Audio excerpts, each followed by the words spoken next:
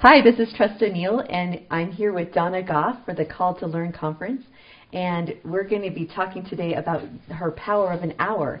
But before that, we'd like to get to know Donna a little bit better. Donna, could you tell us a little bit more about your life? Where did you grow up in your childhood? Well, I was born in Indiana, raised in Hawaii. I moved to Hawaii when I was 6 years old. Lived in a Quonset hut. Really? You know what one of those are? They're curved corrugated metal portable housing they used during World War II. And I lived in a Quonset hut the first 9 months we were in Hawaii on the military base. Oh my goodness, that's so right amazing. Below Koli Pass, you know.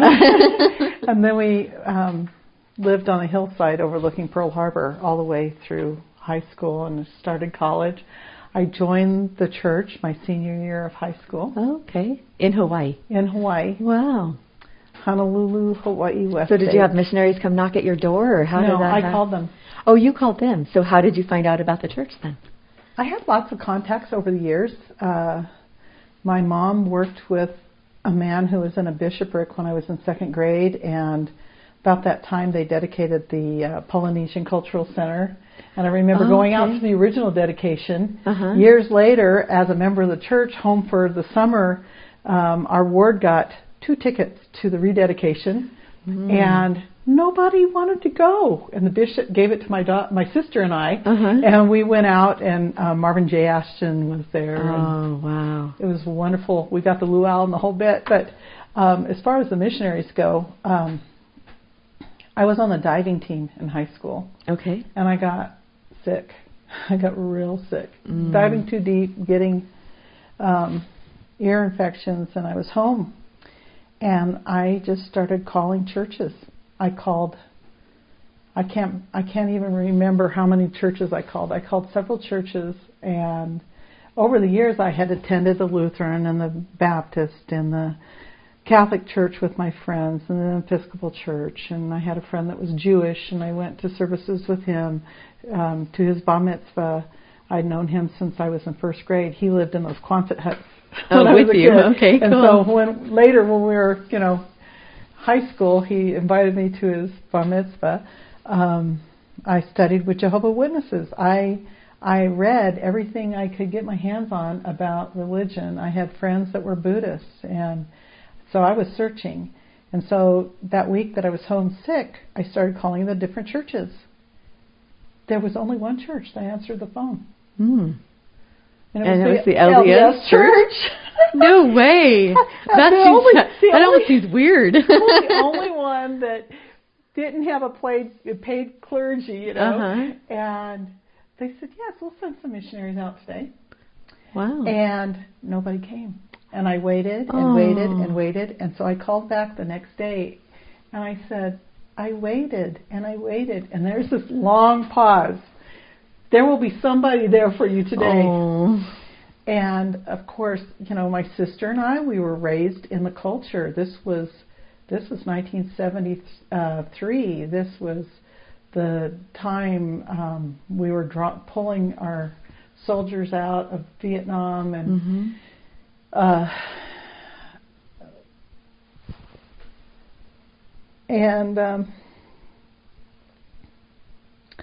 my sister and I thought, well, we need to dress up for these missionaries. We put on our best clothes. So we put on our backless dresses. Because that was the culture. Yeah, but they were nice clothes for us at that time.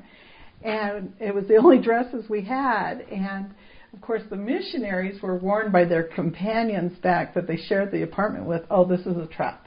This is a trap. They're just teenage girls. They're not interested in the gospel. You just wait. So we open the door, and they look at us, and they think, we have been trapped. Oh, shoot. And they come in and oh, my goodness. And start teaching us the gospel. And missionary realized very quickly, because of the kinds of questions I was asking, that I was very serious, and it wasn't a trap.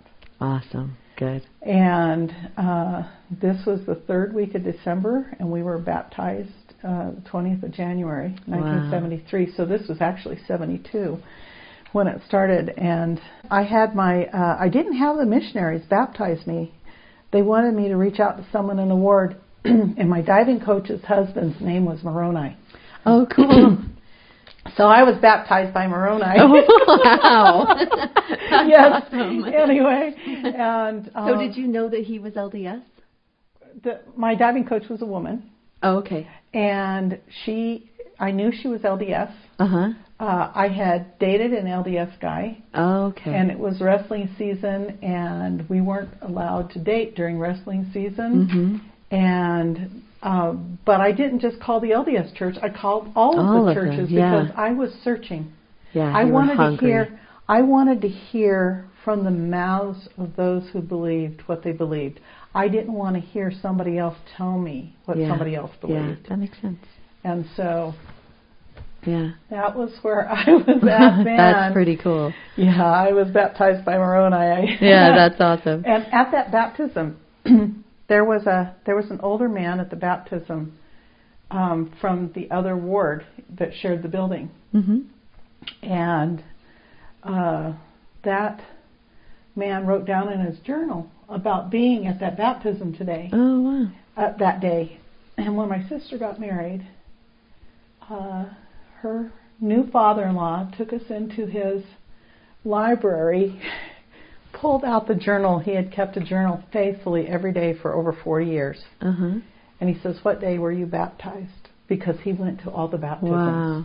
And there it was. He had recorded about that my baptism. What a testimony about journals. Wow, that's great. Yeah, truly, truly. So tell us, how did you get involved in homeschooling? Did you always want to do that?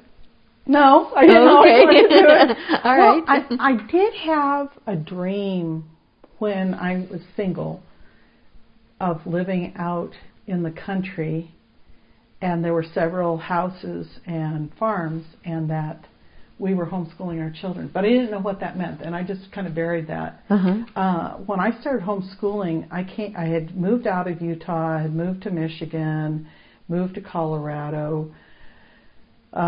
We were in Colorado, and in Colorado you had to give 2-week notice. I had children that were in public school that were shut down, but I was homeschooling them before they went to school. So they had younger siblings that I was still homeschooling. Uh-huh. So I had been homeschooling since '83. But then when they got to kindergarten, they went off to public school, and they were in shutdown. And I thought, what is going on? This little boy was reading before he was 3, not because I taught him, but he taught himself. He'd say, "What does that sign say?" and "What does that sign say?" And one day he was just sitting down reading, and it blew my mind as a parent. And so that was about the time they came out with that poster of your minimum daily requirements with the scriptures sitting in the bowls. Oh, yeah. So I remember that. And I bought all my kids their own scriptures and placed it in their bowl, put that poster up there, got the magnifying glass, and we were reading the minimum daily requirements down the size of box. It was awesome. And I came back in later that day, and he was, 3 years old, and he was reading his scriptures. And I said, "What are you doing?" And he said, "I figured that my spirit must be really hungry." Oh, wow. And, these parenting moments that just kind of, hit you. And I was really struggling on what to do. And I was trying to work through the school system. And I kept on doing this for a couple of years. Mm-hmm. A couple of things happened. He got to be in a magnet program. And then we moved to Loveland. And when we were in Loveland, I bought a house there after talking to the principal of the school, and he promised that they would meet the needs of my kids. And when my son walked in the door, and he says, "Enrich him." Oh. And the gifted teacher came back, and she said, "You don't understand. This kid just sucks knowledge out of the air." Mm-hmm. He says, "You don't understand. I am the principal here. You will just enrich him. He doesn't get to go into the gifted class because of his age." And I was pregnant with my 4th child, and she was due in May, and it was Christmas break, and I was having false labor. And I did not want to direct the conversation. I was a coward. I didn't want to direct a conversation with the Lord about it, so I sat down and I wrote down pros and cons of public school, homeschool, and private school. Okay. And then I went and crossed off everything that could be accomplished in all of them. Okay. And then I counted up what was left, and homeschool just exploded off the page. And I'm like, no. I don't want this. But then I said yes. And once I said yes, all the false labor stopped. Oh, wow. I was having false labor, and I didn't have false labor from January to May when she was born. I carried her full term. Oh, my goodness. That's incredible. And there was problems with her that we didn't know until after the birth, and that false labor could have ended both of our lives. Oh, wow. And I was so grateful that I decided to homeschool then. Yeah, yeah. And we homeschooled, and just kept on going. So I was an immigrant, not a pioneer at first. Okay. But I did come around. Yeah. I did come around and start helping others along the way. In fact, that happened quite quickly. Yeah. Others wanting to see what to do and how to move forward. And you were definitely a pioneer in that and helping so many people.